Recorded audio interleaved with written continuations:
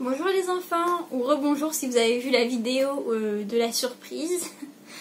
Du coup, vu qu'on est encore en confinement et que on lutte contre le coronavirus, enfin nous non, mais plutôt les pompiers, les aides-soignants, les médecins, tout ça, le corps médical.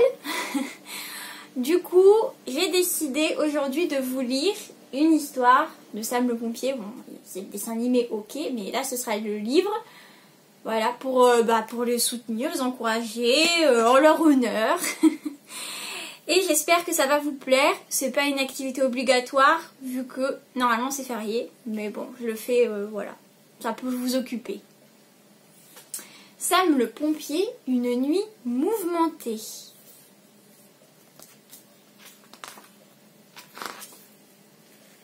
La nuit est tombée sur... Je suis désolée. La nuit est tombée sur Pontypandy. Exceptionnellement, Nicolas Prime a le droit de regarder la télévision. C'est la fête, d'autant qu'il y a un super film d'horreur au programme ce soir. Et Nicolas adore les films d'horreur. Enfin, celui-là est quand même très effrayant. Les monstres apparaissent et envahissent les rues de la ville. Ah! S'écrie soudain Nicolas en se cachant sous sa couverture. Oh non, ce film me fait vraiment peur. Mais qu'est-ce qui se passe? Demande sa maman en entrant dans la chambre. Rien du tout. Je regardais mon dessin animé préféré, ment le garçon. Hop, je vous montre les images. Je sais pas si vous voyez bien. Donc voilà. Et là, c'est quand il se cache sous la couette. Parfait. Tu le connais par cœur, tu vas pouvoir courir au café récupérer ma commande. Merci mon chéri, lance Denise. Maintenant? Mais il est tard, proteste Nicolas. Et puis je crois que j'ai attrapé un rhume. Atchoum! Oh, la seule maladie que tu aies attrapée, Nicolas Prime, c'est une flemme carabinée, éclate Denise. Allez, un peu de nerf, mon garçon. Tu n'en as que pour quelques minutes. Pour une fois que je te demande quelque chose... Et oui, il vient de regarder un film d'horreur, donc il a peur de sortir la nuit maintenant. Bon, en sachant que les monstres n'existent pas, mais bon. Bon, Nicolas n'a plus le choix. Il attrape son skate et son casque et sort affronter l'orage et l'obscurité.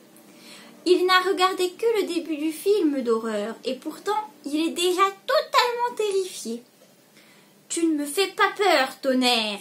hurle-t-il pour se donner du courage. Ouf, c'est vrai que le café des Joanneaux est vraiment juste à côté de l'épicerie. Tant mieux. Mathieu, s'exclame Nicolas, pour une fois, ça me fait vraiment plaisir de te voir. Nicolas, murmure Mathieu en se retournant fébrilement. Il a des cernes, le nez rouge, l'œil luisant, le teint blafard et la voix très grave. Il est méconnaissable. Vous voyez, il y a l'orage.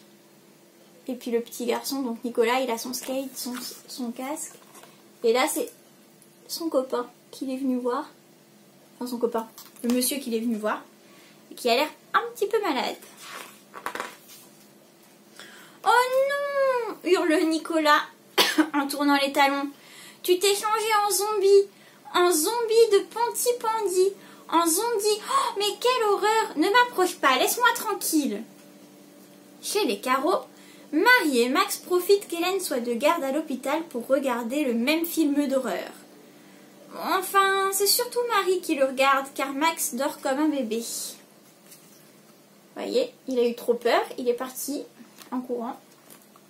Et là, c'est ses copains qui profitent que la maman soit au travail pour regarder le même film d'horreur. Enfin, surtout la petite fille, puisque le garçon, il dort. Quand la sonnette retentit, Marie frissonne. Pas question d'ouvrir à cette heure-ci. Cela ne peut être que des monstres. Ouvre, c'est moi, supplie Nicolas. Le film d'horreur est devenu réalité et les zombies envahissent Pontypandy. Ce sont les zombies. Marie n'y croit pas un instant. Mais quand soudain la lumière d'un éclair envahit bruyamment le salon, c'est la panique. Ah, les zombies, crient les enfants. Il faut barricader les portes et les fenêtres pour les empêcher d'entrer dans la maison. Mais voyons, ils sont pas très intelligents ces enfants. Ils regardent beaucoup trop la télé, hein, ils croient tout ce qu'ils voient. Heureusement, nous, on sait que ça n'existe pas. Après avoir bloqué toutes les entrées, Marie et Nicolas courent se réfugier à l'étage dans la chambre de la jeune fille. « Nous sommes en sécurité ici, » souffle Nicolas. « Mais que t'arrive-t-il, Marie ?»« Af, af » tousse Marie. « Oh, j'ai dû attraper un rhume. Il y a une épidémie en ce moment. » Ils auraient pu réfléchir à ça avant, hein.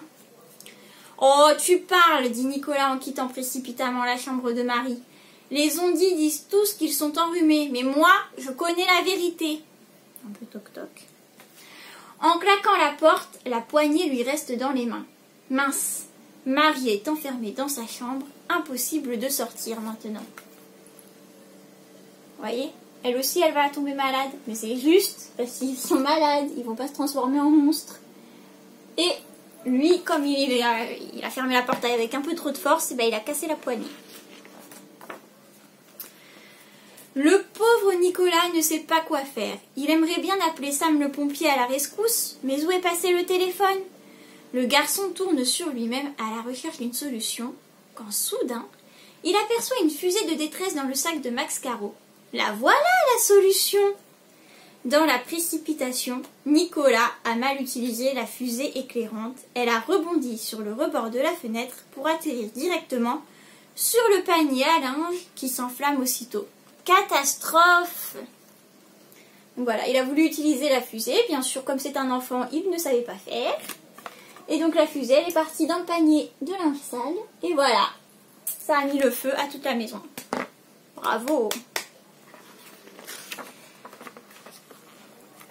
Oh là là! Bâille Max en se réveillant. Je viens de faire un horrible cauchemar.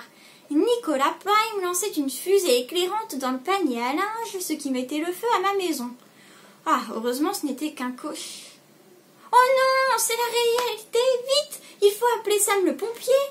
À la caserne, l'ambiance est plutôt détendue. La brigade danse sur la dernière chanson à la mode. Mais le soleil dans ton cœur, chante en chœur Julie, Elvis et Ellie. Voilà, là c'est le monsieur qui croyait qu'il avait fait un cauchemar et en fait non, c'est la réalité. Et là c'est les pompiers qui dansent. Voilà, puisqu'ils sont pas trop occupés, alors ils se mettent de bonne humeur. Je sens que la nuit va être longue, soupire Sam qui déteste ce morceau. Ce morceau, c'est-à-dire la musique qu'ils sont en train de chanter. Mais soudain, l'alarme retentit. Une nouvelle mission attend les pompiers de Pontypandy. La chorégraphie attendra. Aussi rapide que l'éclair, les pompiers arrivent sur les lieux. Après avoir enfoncé la porte, Julie et Sam, équipés de leurs masques à oxygène et d'extincteurs, pénètrent prudemment dans la maison. Là, on voit le pompier, Sam, qui est content d'avoir enfin entendu la sonnette, l'alarme. Et puis là, on les voit qui rentrent doucement dans la maison qui est en feu. À l'étage, Marie appelle à l'aide. Il y a beaucoup de fumée, la petite fille ne pourra bientôt plus respirer. Il faut intervenir au plus vite. Julie évacue Max et Nicolas, tandis que Sam va secourir Marie. La petite fille respecte toutes les consignes de sécurité dictées par Sam. Elle est restée allongée et loin de la porte. C'est parfait. Le pompier a pu intervenir facilement et Marie est sauvée. Bravo Sam le pompier! Hop, vous voyez, avec la lance à incendie, ils éteignent le feu. Et puis là, il y a la petite fille dans les bras du pompier.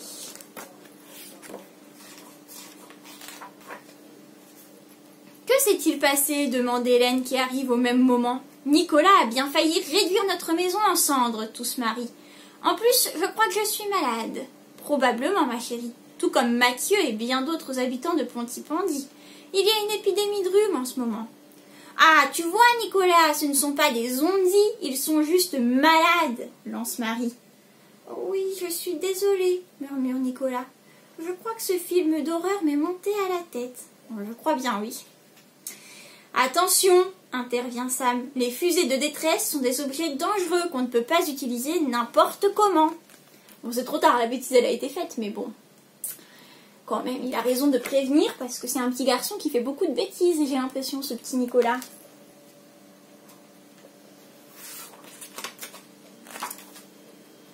Mais heureusement, tout est bien qui finit bien. Julie a même une petite idée pour finir cette nuit mouvementée en beauté. Que pensez-vous d'une chanson pour nous remettre de nos émotions?